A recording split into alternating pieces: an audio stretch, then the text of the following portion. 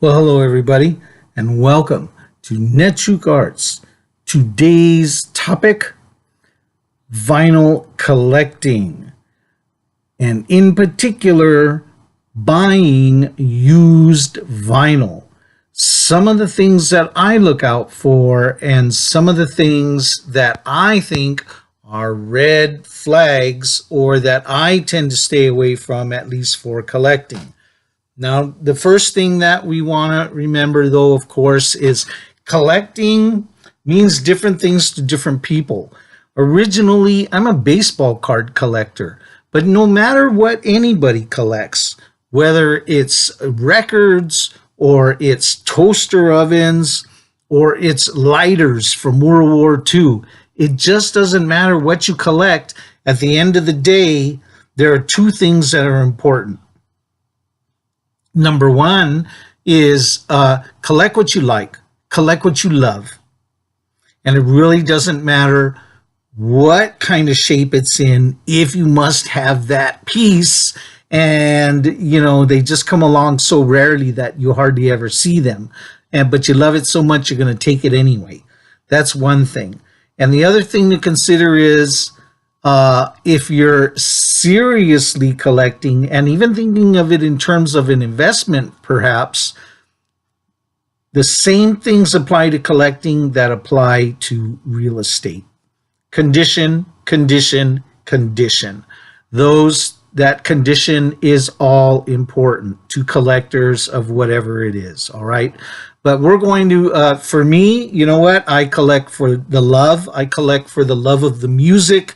But there are some things that I will try to avoid. But sometimes you can't avoid it because, hey, it's been 10 years since you've seen that album anyplace and you just may not see it again. So you grab it regardless. Okay, and we're going to talk a little bit about that. So let's begin.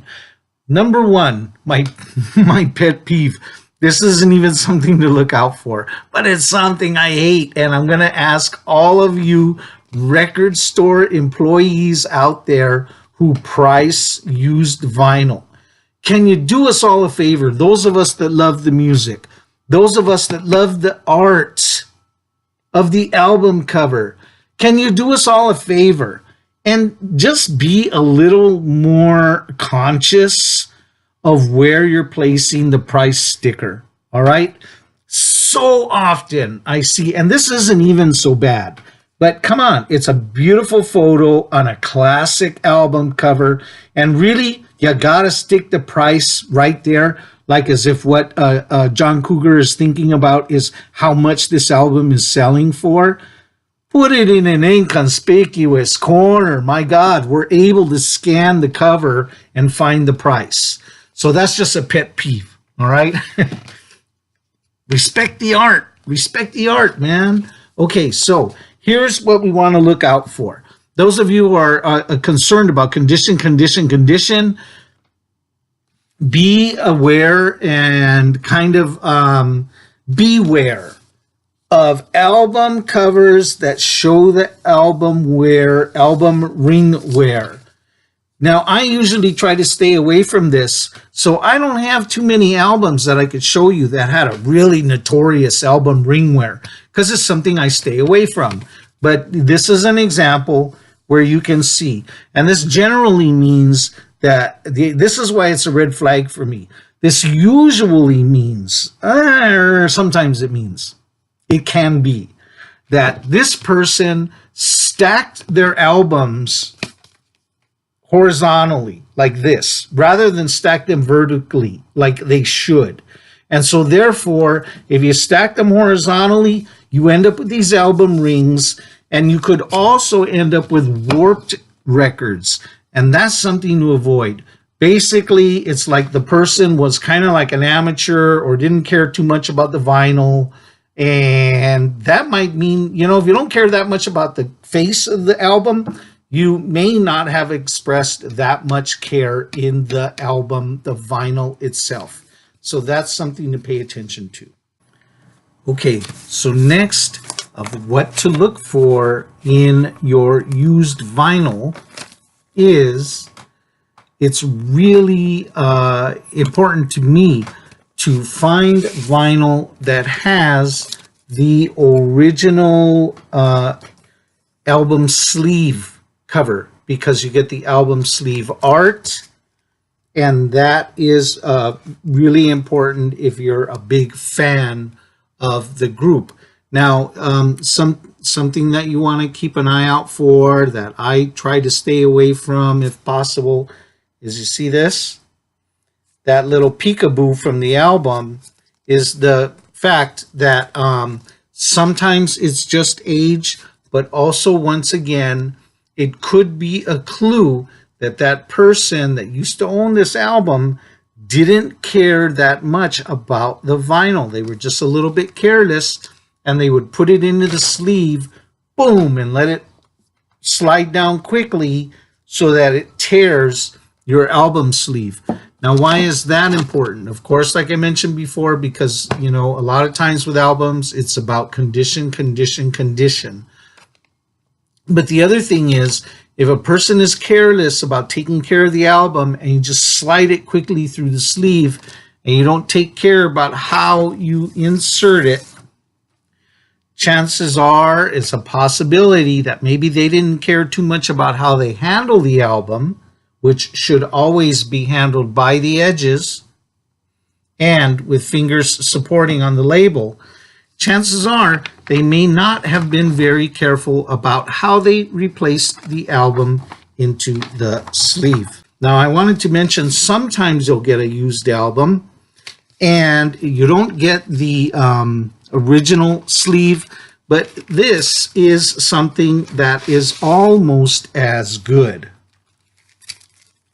A static-free cover.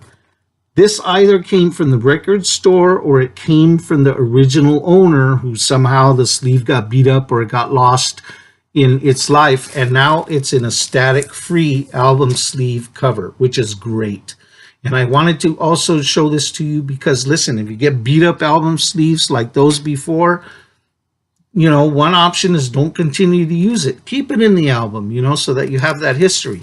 But get yourself some static-free album sleeves, and that will keep the static and the dust and stuff off your album, which dust is an enemy of vinyl, and then it will keep your album in good shape. And chances are, if you find a used album and it's got something like this, the original collector may have cared about that album.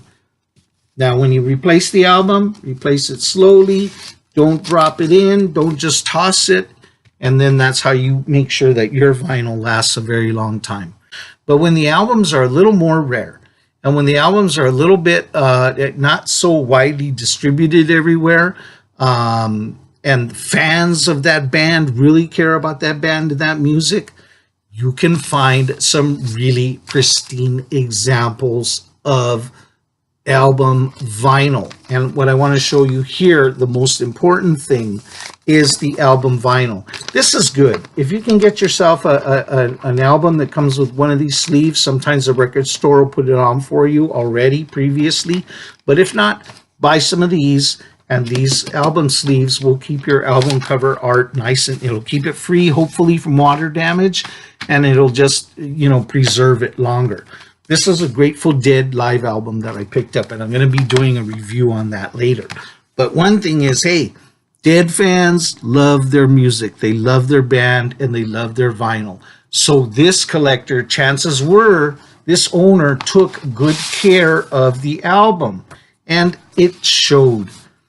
Take the album when you're at the store, take the album out, and inspect the album. Hold the album up to the light, okay, and move it around and let the light cross over the grooves. What you're looking for are hairline scratches or very large scratches. You know, scratch, of course, is danger to a record.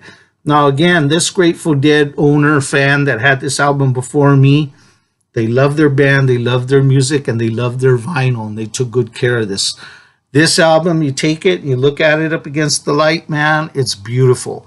This album's really old, like back from the 70s, early 70s, and this thing is pristine.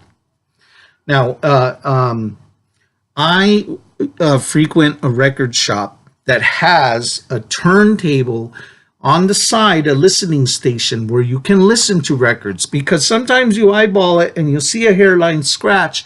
That doesn't automatically mean that your album is ruined. It doesn't mean that automatically that the album will even have a pop on there. It might. It may well, but sometimes it won't. And so if you get a record store that you frequent that has a record player, you can sample it and you can put it where that scratch that you saw is, and then you can hear if you hear any audible pops or scratches or skips, and then you'll know to walk away from that album, unless you just can't live without it. But otherwise, if you can find a place, that has that, use it.